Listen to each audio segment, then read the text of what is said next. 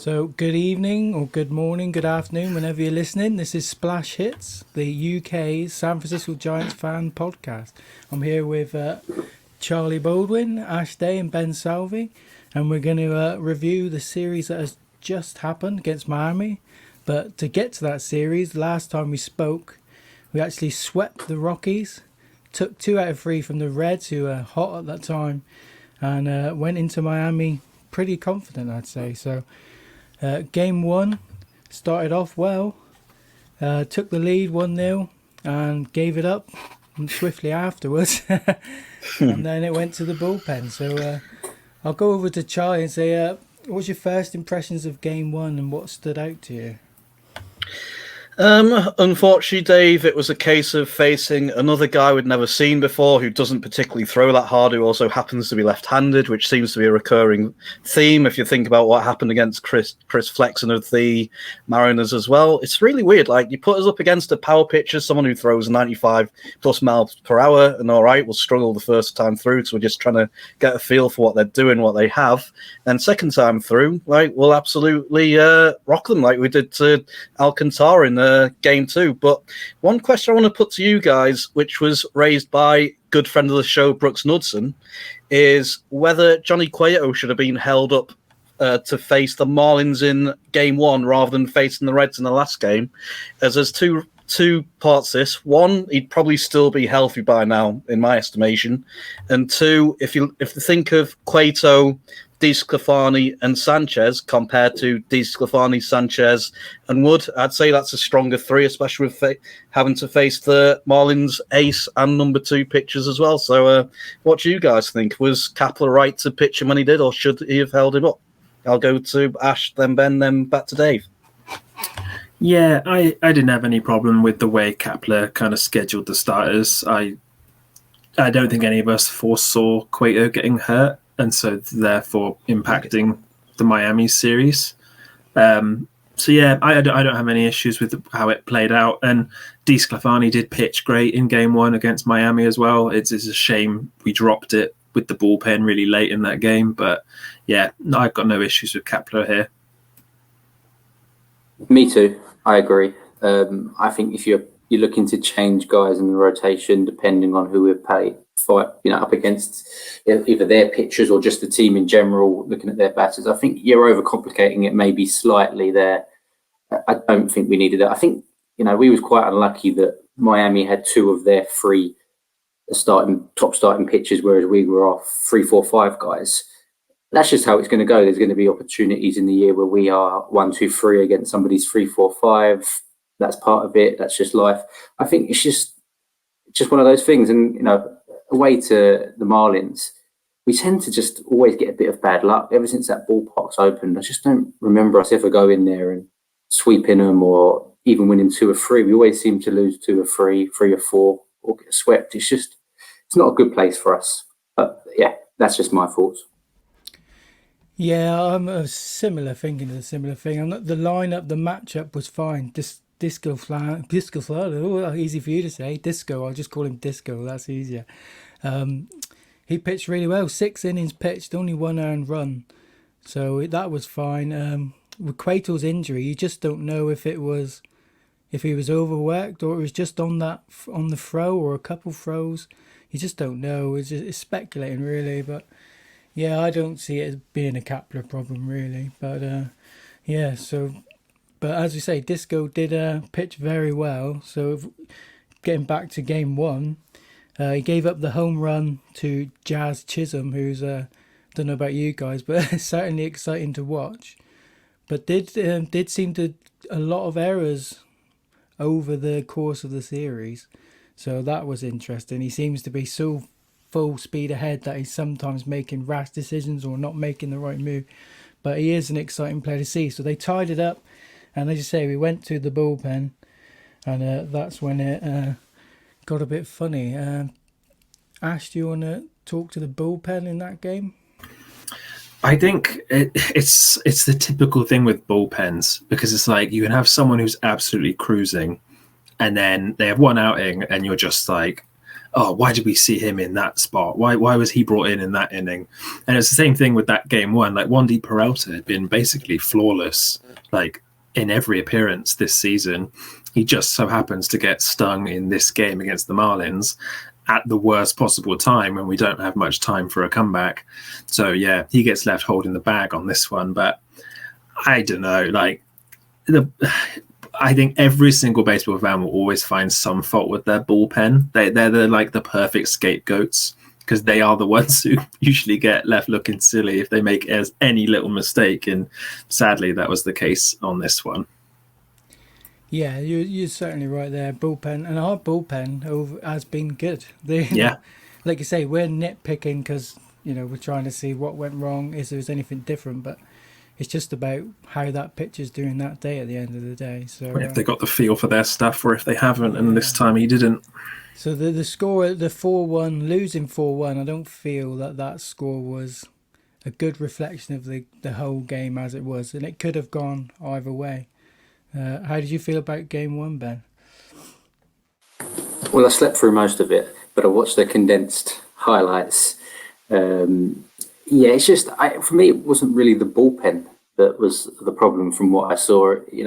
One run we scored there. I know we won yesterday in game 3, scored also one run. I think it's more, you can look at each game by game and break them down, and you should have done this and should have done that.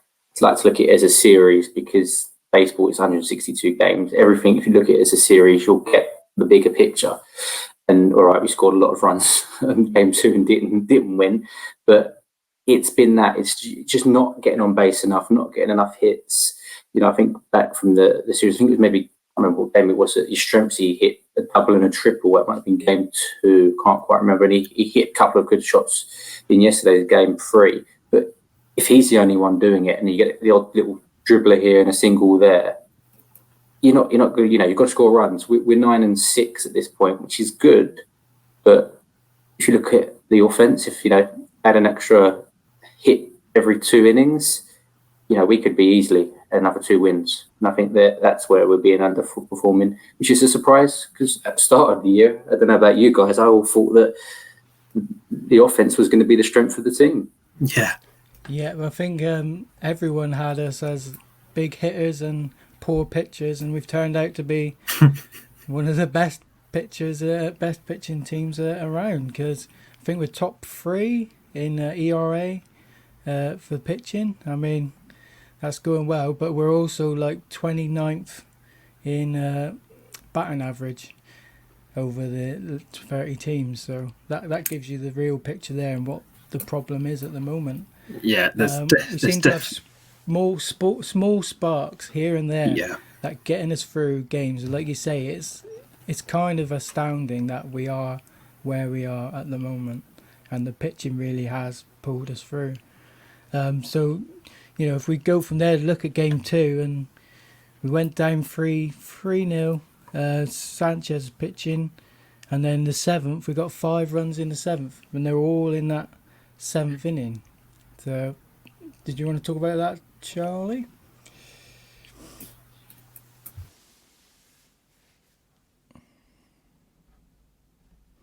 You hear me, Charlie?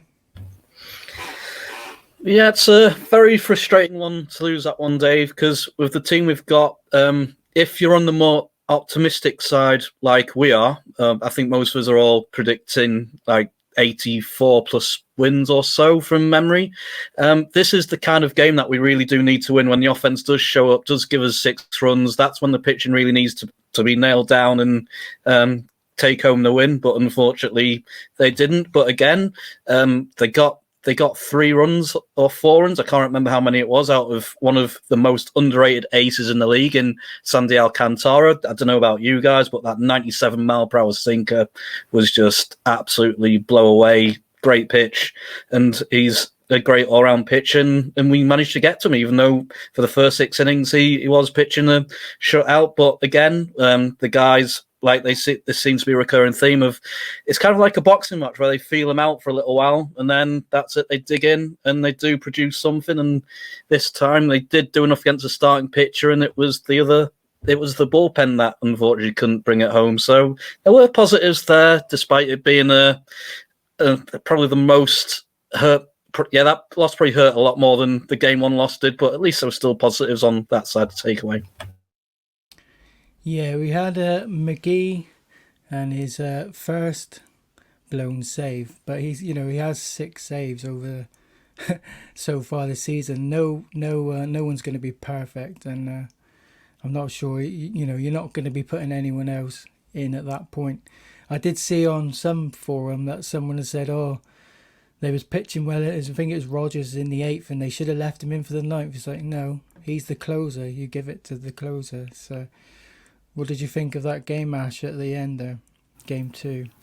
It's funny you say that, actually, about like McGee having that defined role as the closer, because of all the teams I expected this year to like not feature such a clear and defined closer, I would have thought the Giants would be amongst those. The way like Farhan and the front office have everything set up with the roster, and the way that Kapler can be a traditionalist with some things, but is quite modern in a lot of his approaches, including like I would not expect him to be like, yeah, this guy's my closer. I would think of Kapler as being the kind of guy who's just going to go with the hottest hand, or whoever is uniquely suited to whatever matchup it is at the time. But it is kind of, I mean, I'm a bit of a traditionalist, so I quite liked seeing him go to McGee, because McGee is the guy at the moment. Sadly, this is the one where he got really stung and he didn't look good at all. I know he's been relying heavily on his fastball this season, and I think the Marlins could just see it come in. They were ready, they were aggressive, and it didn't pay off for us. But I think this was a game that was winnable, game 2. It's a shame they couldn't pull it out, and we took the lead in the 10th inning as well, and we just still couldn't salvage it. And yeah, as Ben was saying, we all expected the offense to be the team carrying us this year with how 2020 worked out, and this is the game we finally got to see the offense turn up, and they still couldn't be victorious. So yeah, a shame. But yeah, I don't have much more to say on game 2. I'm trying to erase it from my memory. How about you, Ben? Game 2, how it finished? Well, I quite enjoyed watching McGee this year. He just chucks it right at them, and it's just, you know what I'm going to throw. I know I'm going to throw it. You're not going to hit it, but occasionally they are. And he's been in my fantasy teams. He's been getting me lots of saves, and I've been loving that. And obviously, with him having the bad reaction to the COVID, they've told us he went on the IL, and I was thinking, oh God, no, where am I going to get those saves from them? So I put in Tyler Rogers, and he picked one up in game 3, keeping it Giants. So that was good. But the rest of the game, yeah, like I said, it is frustrating when, the pitching has been so good. Then one day we score runs, it let us down a little bit. But I think that the starting pitching it's really been impressive so far throughout the whole series in Miami also still. And ever since the opening day, the names aren't Lincecum, Kane, Bumgardner, Vogelsson and Zito or something like that, but they're pitching like them. And it feels very much like 2012, where you just knew your starter's going to give you minimum 5 and you're not going to be 8-0 down or something, three innings in. And that's what it's been most of the way so far. So I wasn't too disheartened. More just, like I said, that Miami thing. I don't know what it is about them. I don't like them because we just keep losing to them there. Yeah, and so game 3, talking about pitching, and the game 3 was all about pitching. Our one run even came after an error to get on base there. So what about our pitching in game 3, Charlie? What did you think of that? Much needed, Dave. Big contrast to game 2, obviously, and I have to say, hats off to Alex Wood. We didn't know what we were going to get. He was unfortunate to be taken out when he was, but I'm not sure whether he would have been on the pitch count just because he'd been out for so long, or whether it was a combination of that plus the game situation of needing to score a run at the time. That meant Gabe thought, okay, he's done well enough here. We'll take that. But very impressed with Alex Wood. His back looked fine. His pitches were moving as you'd expect them to. He wasn't holding anything back. So all good on that front. And then special mention to Mr. Camilo Doval as well, who came in firing 98-mile-per-hour cutters with a very impressive slider, which, to be honest, that impressed me more than the fastball did, because that's something he's been working on for a while as his secondary pitch, and he doesn't always have it, but he had both of them working really well. And fingers crossed he can ultimately become our closer in the longer-term future. Yeah, he did look excellent. What did you think, Ben, of Doval's debut for the Giants? Yeah, very impressive. I liked. I know you said about the secondary pitch, but that fastball it's that alone could keep him up for a while. I think he will be up and down a bit this year, but like you said, if he's someone that they can mould into a closer in 2 or 3 years' time, and looking forward, if that would save you a lot of money on the free agency, if you can have a ready-made closer, someone like him. He seems like a good chap. I don't know if you saw his interview. I think it was in Spanish, but it was translated, and he dropped the F-bomb as his one English word, and the translator sort of showing, you don't need me to translate that one. So he seems like a good guy, a bit of character. Well, I think there's a lot of characters in the game now. Even though people say there aren't, there are. And it's nice to have a couple of them on the Giants, but also just with the starting pitching of Wood. I had seen him before. It's not like I hadn't seen him, pitch for the Dodgers or wherever. But I just hadn't remembered much of him. I thought I knew who he was, but that funky arm action, I thought I forgot. It was quite impressive, and I like him because he works fast. One of the things that really frustrates me about pitchers when they're so slow. I remember it was 2012. I was in New York, second game of the year, freezing cold. Yankees, Red Sox. I went to a game and it was Tanaka on the mound, and he was so slow. It just slowed the game down. It made it really boring. But Wood gets it in and out quick, and when he's pitching like he is, it just seems to work. He gets in a rhythm. He really looked like he was in a real rhythm yesterday. I was really impressed. Yeah, like you say, when they're not on your team, you don't tend to take too much notice other than not liking them very much. But yeah, his deception in his pitches and stuff, and really impressed and very good. What did you think, Ash, of the pitching and about Rogers getting the save? Yeah, I only have praise for the entire pitching crew yesterday. Rogers coming in the ninth looked super composed. He does a thing when he's on the mound where he kind of looks up and he takes deep breaths and he does a big exhale and he's like, and you think, like, is he nervous? He kind of looks nervous, and then he sets himself and he kind of just gets it out of his system and he throws and he's fine and he just resets, goes through it again, and it works. And it's so funny. I was watching the game, and this was a fast-paced game as well with all of this great pitching. I was quite happy that I could get it in before bedtime on a Sunday night. This was a rare treat. But my wife was next to me watching, and she saw Rogers throw that funny sidearm the way he does. And my wife was like, what on earth is that? Like, that's the weirdest pitch I've ever seen. I was like, yeah, that's Rogers, but it works. Watch it work. And he did. So, Rogers made me look good. But yeah, I was impressed with the whole bullpen. Caleb Barragar as well looked lights out in his 8th inning. All good. I want to see more of it. And you guys have said glowing words about Doval and his debut. Hopefully we have him for many, many years. He looks like we've caught lightning in the bottle there. Yeah, and I think that is a good game to show how we couldn't possibly have expected to have 2 games like that in a series with only the 1 run, like Ben said, in the first game. So it's not easy to win a 1-0 game, one shutout. So that was really promising. I did figure out, I think, why I'm more comfortable with Rogers now, but it still makes me very nervous. And I think now I've realised it's because he's a contact pitcher. Their bats are always going to get on the ball, and that does make your heart go. But yeah, really good. I think absolutely fantastic.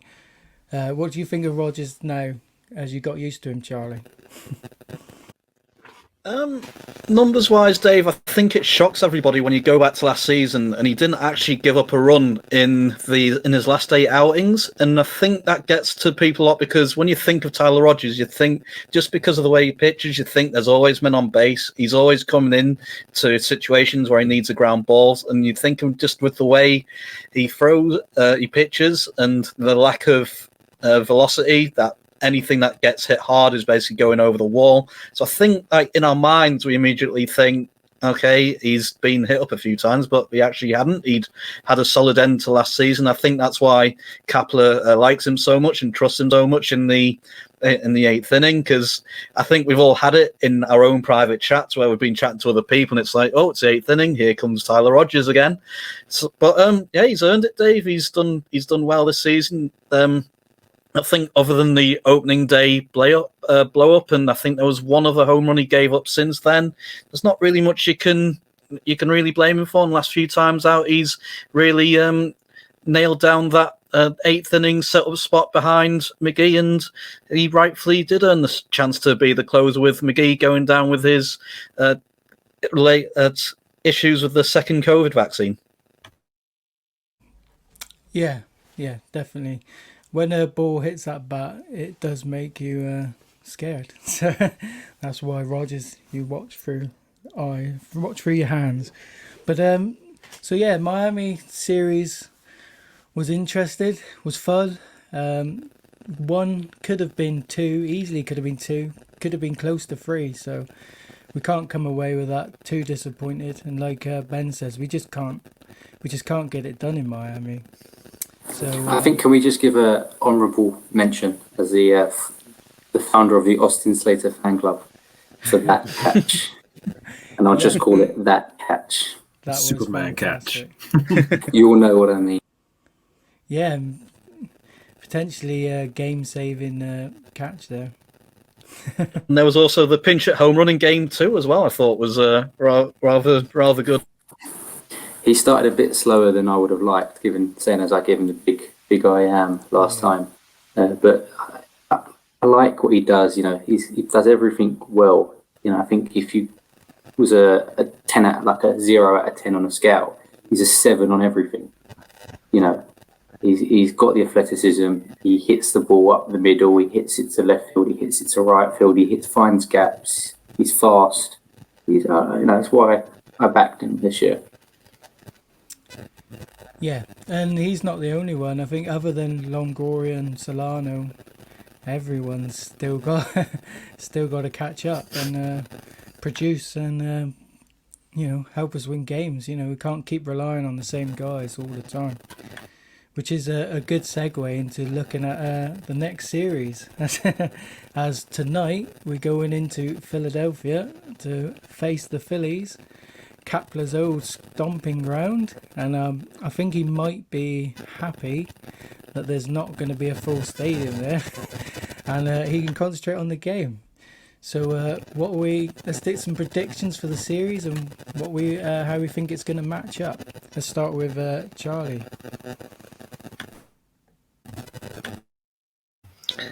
Just before we move on, Dave, first I want to say well done on yesterday for in-play runs. For our listeners and people watching who don't know what in-play runs, could you just quickly talk about what it is and basically how you felt going into it, how you felt during it, and how you felt after it, please? Yeah, it was really fun.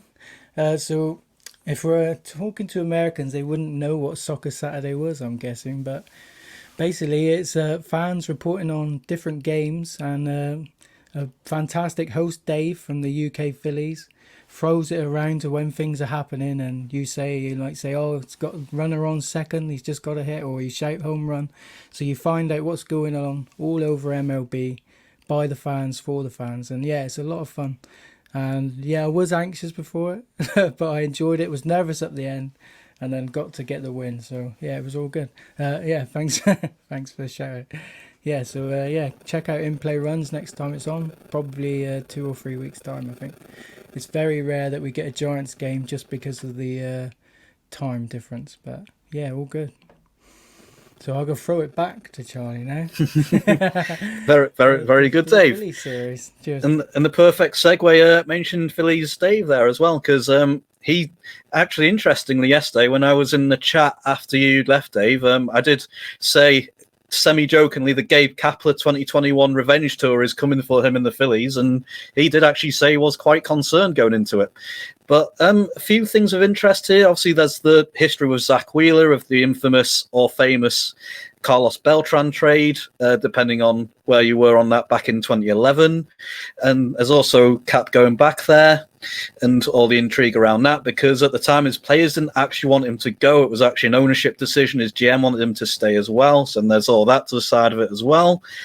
But looking at the actual pitchers going and getting back to the game side of it, the Giants are facing 3 righties, which isn't great for us as we've struggled against right-handers so far this season. So fingers crossed we can get it going. But for me, the park is a far better fit for our offense because, as we were all saying earlier, we're not kind of a contact offense at the moment. We're much more power orientated, and we all know that Citizens Bank is a bandbox park. It is somewhere you want to go where if you want to go and hit a few home runs and get things going.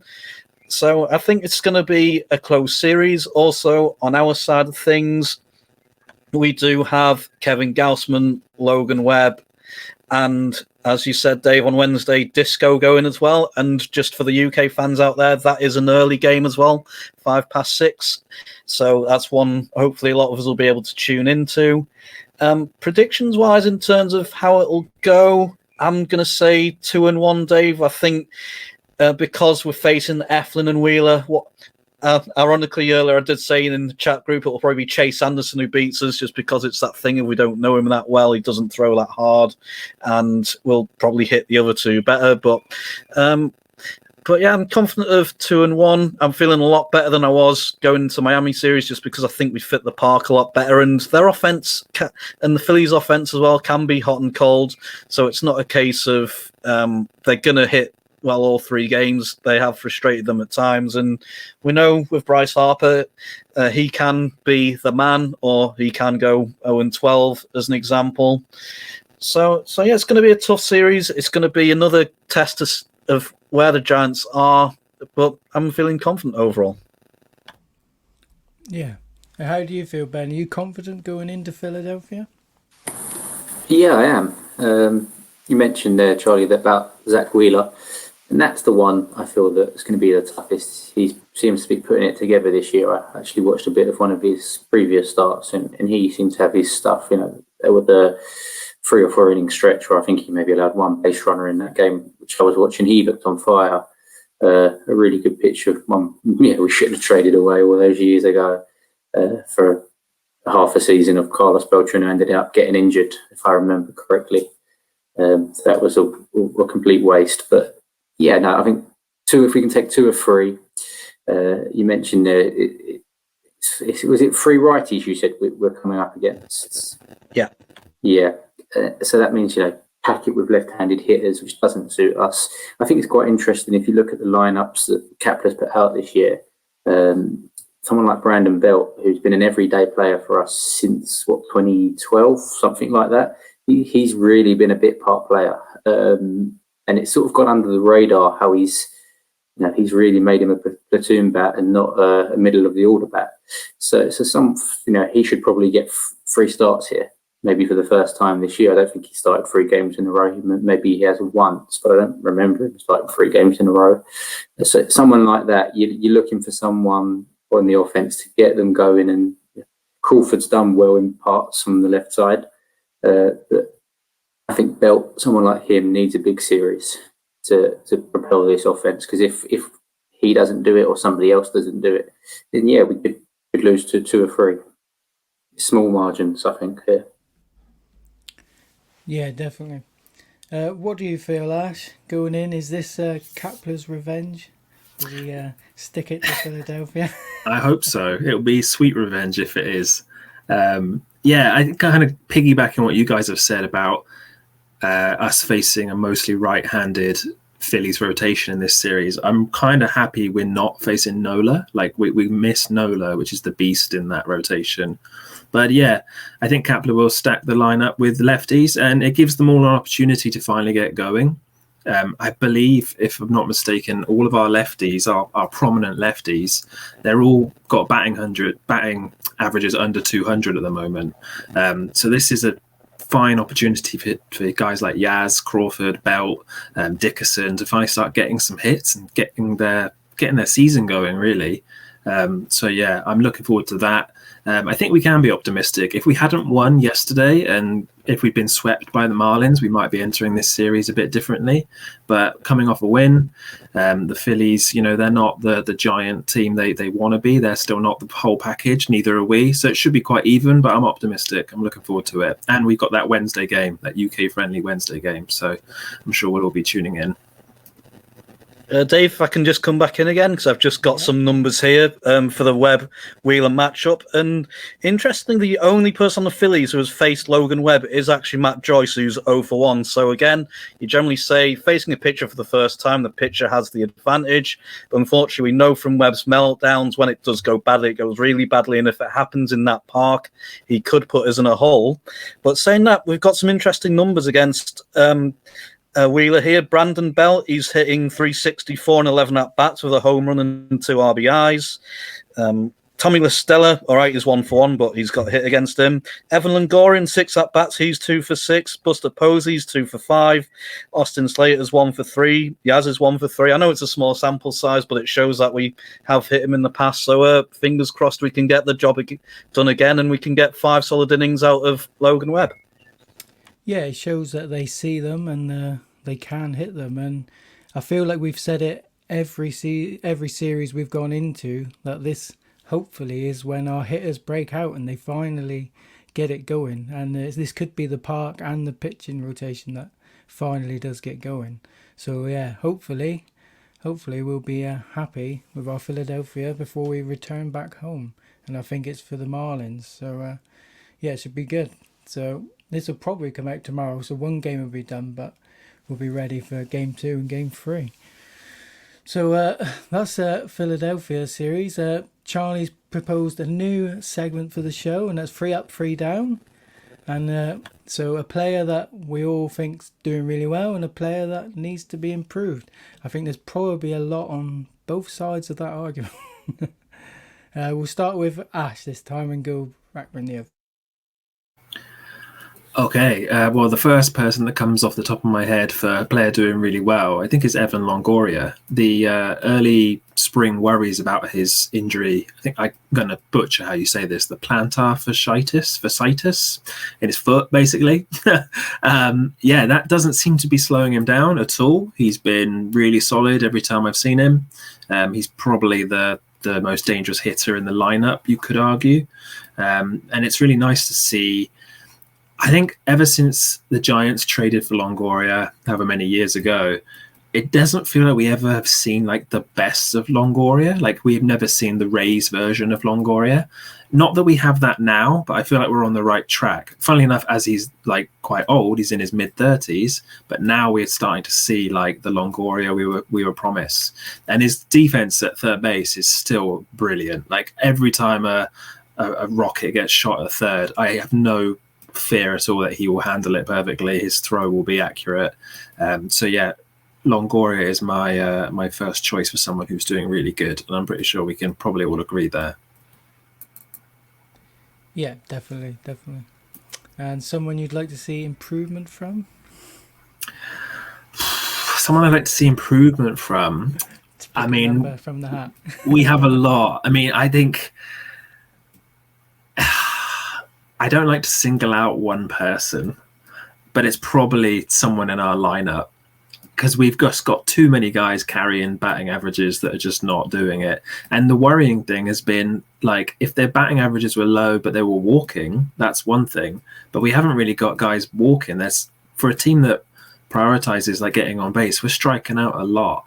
I'm going to go for Dickerson. I think I maybe expected more of Dickerson this year than maybe my expectations for Dickerson were too high.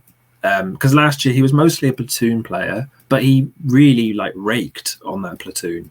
And this year we've seen him quite a lot. Or I feel like I've seen him a lot. It seems like every game I tune in, I see Dixon in left field, but he still hasn't quite got it going. And funnily enough, he was the guy, if I'm not mistaken, he got the RBI in the win yesterday against the Marlins. So I shouldn't be too mean on him. He got the one run that won us the game, but it just something feels not quite right there. He hasn't quite got going. So yeah, he'd be my pick for this. I'm sorry, Dixon. We do love you, and you are coming through with some key hits, but I wanted to see it a little bit more consistently. From you, Ben, your player up and down?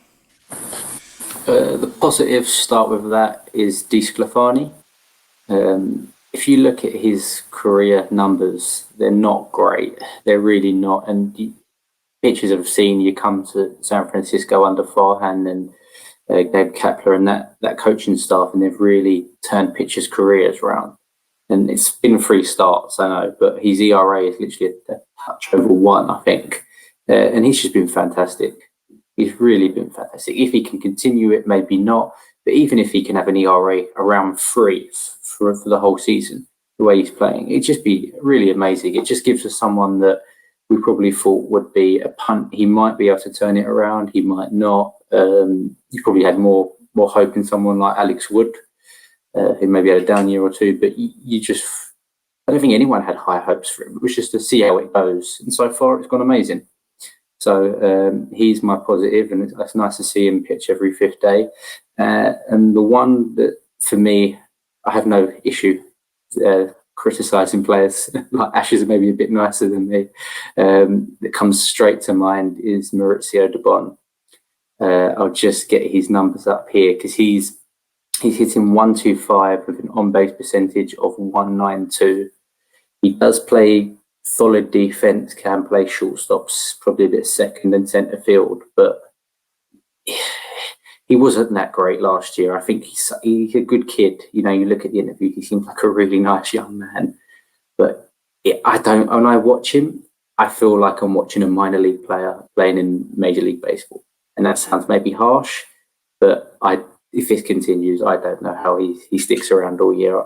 I don't see enough from him that he's either going to find a way to start hitting singles at least to get on base or draw in walks. It just seems every at bat is okay. He's up. Oh no, he's out. He gives up cheap at bats, I think. And for me, he's the one. Unfortunately, needs to up his game. Yeah, I don't think anyone could argue with that at all. Looking at the numbers, and I think he had a slow start last year when he started as well. So hopefully he finds it. But if not, like you say, maybe he goes down and they bring up someone else. What about you, Charlie? Who's your positives and who needs to improve? On the positive side, me and Ben were both thinking along the same lines because I had DeSclafani. So I've quickly thought of Johnny Cueto. I think even the most optimistic amongst us can't believe just how he seems to be back to vintage Cueto, basically. Because like I was saying in the predictions, I'll hold my hands up and say I was pretty much sure he was done, but I'm very happy to have been proven wrong so far. He's pitching deep into games. I don't think any of us thought he would have pitched an almost complete game at this point in the season, especially against the Rockies, who have a history of being really difficult and late game comebacks, etc. Also, one thing that's astounded me: 18 strikeouts against just 4 walks. That's over a 4-1 strikeout rate. I don't think any of us thought he was going to have that good command this late on in his career, and given what's happened over the last 2 years. And you can just tell the swagger's back with him as well. And he's pitching with no fear. The triple shimmies are back. He's just having fun out there. And we were saying, who's the Giants' number 2 going to be? And I think I said it was going to be Logan Webb, and it's actually been Johnny Cueto, and it's going so well that DeSclafani cemented himself in as the number 3 as well. So can't really fault the starting pitching in terms of the front 3 there. In terms of improvement, I went to the bullpen for this one, and Matt Whistler, basically because he had such a great season last season. He allowed only 3. I know it was only a short season, but still he only allowed 3 earned runs for the whole season. And even though he was throwing that slider a lot, it was getting people out and completely confusing them.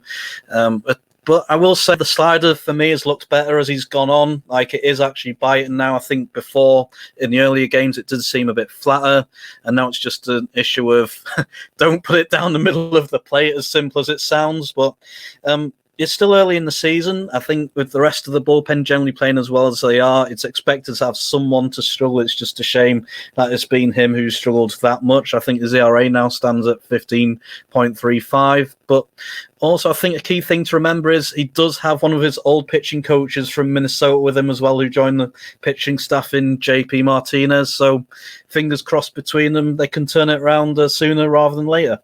And to just throw it back to you, Dave, who would you say is your one positive Giants player, and who would you say needs to improve? Well, I've gone with positive with Tyler Rogers, only because what we talked about earlier about everyone is scared when he comes into pitch, but he's just done so well, and he's got a 0.84 ERA. He's pitched 10.2 innings. I mean, that's fantastic. So he probably, I don't know how much he pays to it, but you always see people talk about Rogers, but actually it's been fantastic, and hopefully he can keep that going. And I knew I'd be fourth, so I didn't want to go with, I had to pick someone a bit further off. So for improvement, yeah, Dubon stood out for me originally at first, just looking at the numbers, but we could say, or I'm just going to cop out and say all our batters need to step up, and they all need to improve massively. So with that, talking about maybe sending people down to the minor leagues, that's a good way to get into our prospect watch with Charlie. Over to you. Thanks, Dave. Just some updates from down on the farm, so to speak, and thanks to @SFG Prospects on Twitter for these updates. On Friday, Patrick Bailey went 3 for 3 in a scrimmage game against the A's, including a home run that clocked in at 105 miles per hour exit velocity. Another one of our stud hopeful future relievers, Gregory Santos, struck out 2 of the Oakland A's yesterday in a scoreless inning. He hit 100 miles per hour on the radar gun, and possibly one of our forgotten outfield prospects because he was injured for most last season. Alex Canaro homered in a minor league spring training game against the Brewers at the weekend. And my favourite outfield prospect and second favourite prospect overall, Luis Matos, went 3 for 4 against the Brewers on Friday with 3 singles and a walk. And also for anybody who's wanting to keep up with the scrimmage games against the A's, @Rivercats, the Sacramento Rivercats account on Twitter is doing updates when they're at home. So in yesterday's game, they lost 9-6, but Jason Krizan did hit a massive home run, and Joey Bart had a bases-loaded sacrifice fly. I don't have the numbers in front of me, but I know from reports here that Ramos has continued to stay hot after his great spring training. And also, well done to Seth Corey, who is the Giants' second highest rated pitching prospect. He debuted on MLB Pipeline's prospect top 100 prospects list at number 99. The others on that list, just as a reminder, include Marco Luciano at 14, Joey Bart at 20, Heliot Ramos at 73, and Hunter Bishop at 75. So all looking good down at the farm over the last weekend, Dave.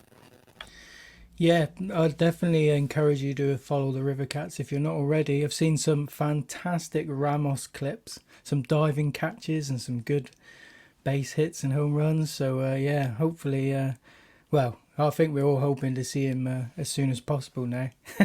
Maybe, he can be that spark to ignite the team, maybe.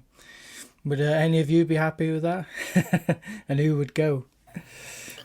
I think it looks like Dubon would probably be the prime candidate at the moment. It's funny, as Ben is the chairman of and creator of the Austin Slater fan club, it's Slater's performances that's basically keeping Dubon as a pinch hitter exclusively at the moment.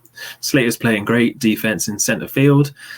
Dubon does play a good glove in center field, but he's limited to pinch hit duties at the moment. And I wonder if, as a result, is he not getting the at-bats to get his rhythm like he did last year. But yeah, I think he's looking like the candidate to go down at the moment. And could we see someone like Heliot Ramos come up? I don't know. We will have to wait and see. It'd be cool to see him. I would love to see him. He's tearing it up at Sacramento. Yeah, if we could see Ramos for 60, 70, 80 games this year, that would be fantastic, wouldn't it? Him, Slater, and Yastrzemski in the outfield. That seems quite strong, especially for a team that many of the top pundits over in America said would win under 500, win less than 81 games. I think that's a strong outfield, which would really help us.